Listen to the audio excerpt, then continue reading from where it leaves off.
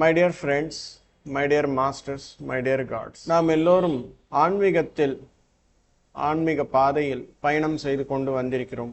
ஆன்மீகத்தில் யாரெல்லாம் குருமார்களாகட்டும், யோகியர்களாகட்டும், சீடர்களாகட்டும், சித்தர்களாகட்டும், யாரா இருந்தாலும் ஒரு விஷயம் கட்டாயமாக தெரிஞ்சுக்க வேண்டியது என்ன அப்படின்னா, அவருடைய பயணத்தில் பயம் என்பது அவங்களுக்கு இருக்காது.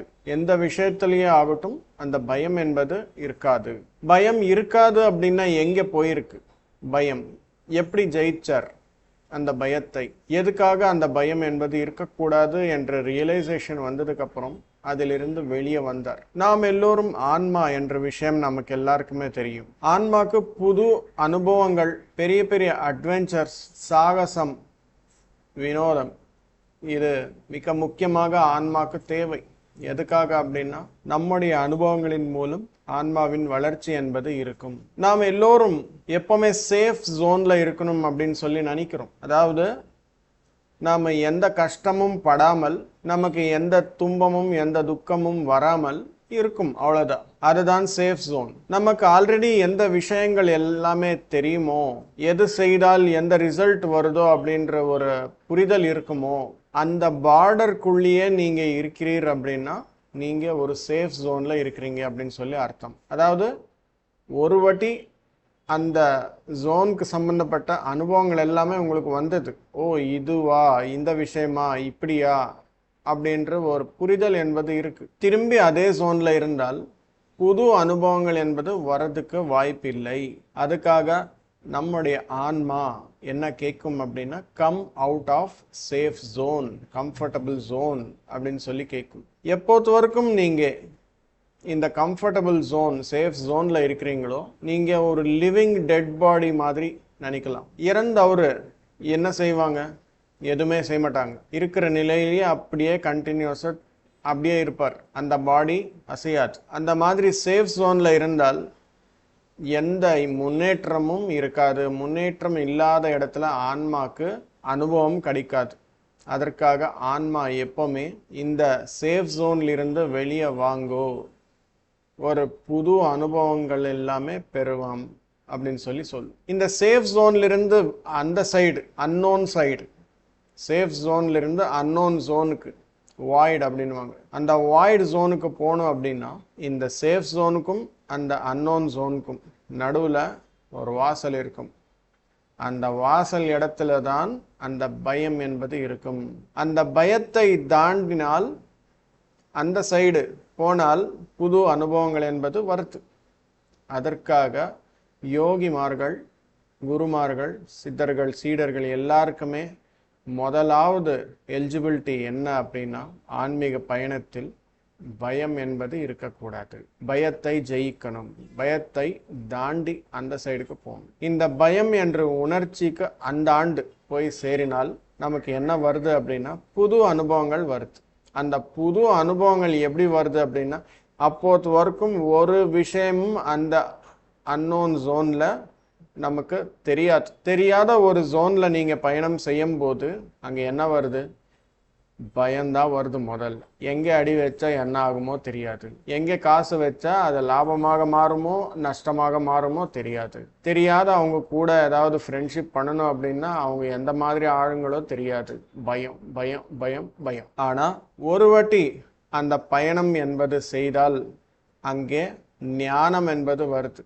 அந்த ஞானத்தின் மூலம் ஆன்மா என்லைட் ஆகும். அதற்கு தான் ஆன்மா எப்பவுமே புது அனுபவங்கள் வேணும் அப்படின்னு சொல்லி கேட்கும். மை டியர் ஃப்ரெண்ட்ஸ், அதற்காக தைரியமாக இருங்கள் அப்படின்னு சொல்லுவார். பயம் இல்லாத ஒரு இடம், பயம் இல்லாத ஒரு நிலை இருந்தால் அது தைரியம் என்ன நம்ம சொல்ல முடியாது.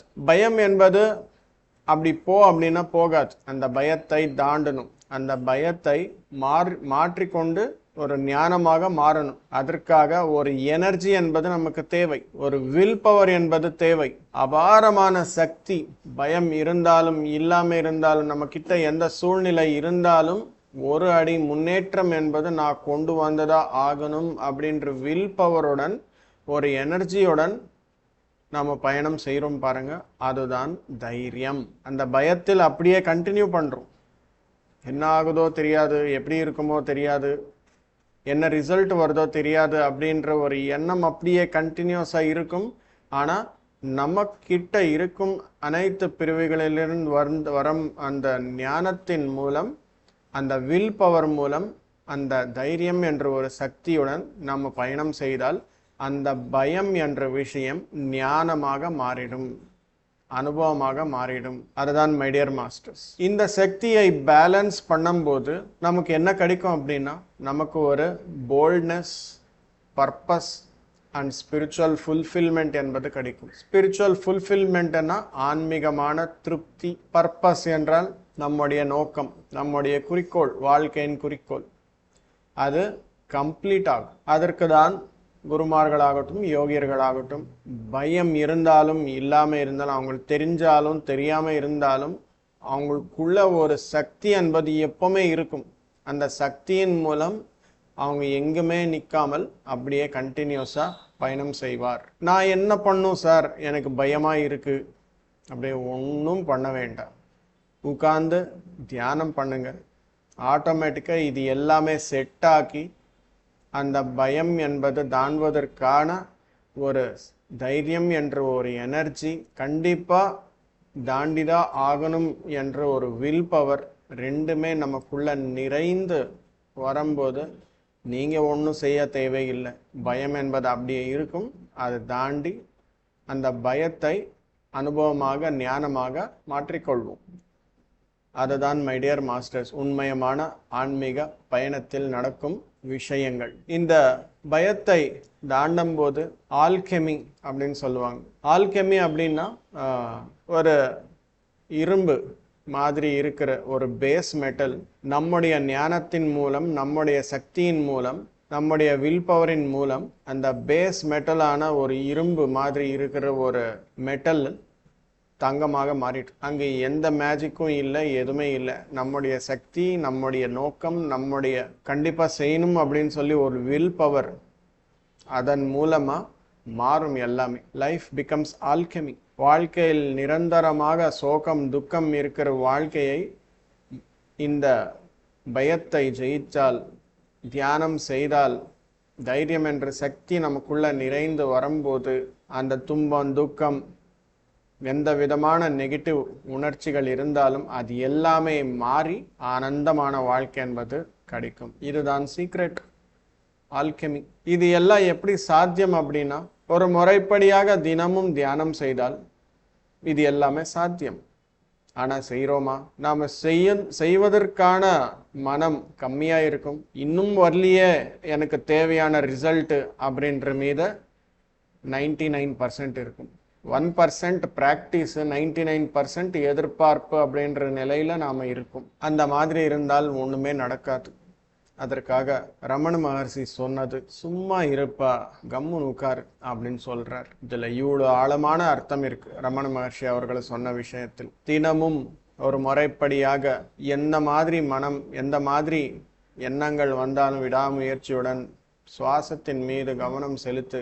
மனதில் எண்ணங்களற்ற நிலை கொண்டு வந்து அந்த தியான நிலைக்கு கொண்டு வந்தால் நடக்க வேண்டிய ஆல்கெமி எல்லாமே உள்ள நடக்கும். நடந்தால் ஆரோக்கியம், அமைதி, ஆனந்தம் எல்லாமே கிடைக்கும். அப்போ தோற்கும் இருக்கிற அந்த துன்பம், நஷ்டம், லாபம் இது எல்லாமே போய் அற்புதமான வாழ்க்கை என்பது வாழ்வதற்கு வாய்ப்பு இருக்கும். அதற்காக தினமும் தியானம் செய்வோம், புது அனுபவங்களை பெறுவோம், ஆனந்தத்தை நம்ம வாழ்க்கையில் கொண்டு வருவோம் மாஸ்டர்ஸ். யாரோ இன்னொருத்தர் வந்து நம்முடைய வாழ்க்கையில் ஆனந்தம் கொடுப்பாங்க அப்படின்னு சொல்லி நினைக்காதீர். நம்முடைய வாழ்க்கைக்கு தேவையான ஆனந்தம், ஆரோக்கியம், அமைதியை நாமே கொண்டு வந்து வச்சுக்கணும் மை டியர் ஃப்ரெண்ட்ஸ். அதற்காக தினமும் தியானம் பண்ணுங்க. வணக்கம் மாஸ்டர்ஸ். நன்றி.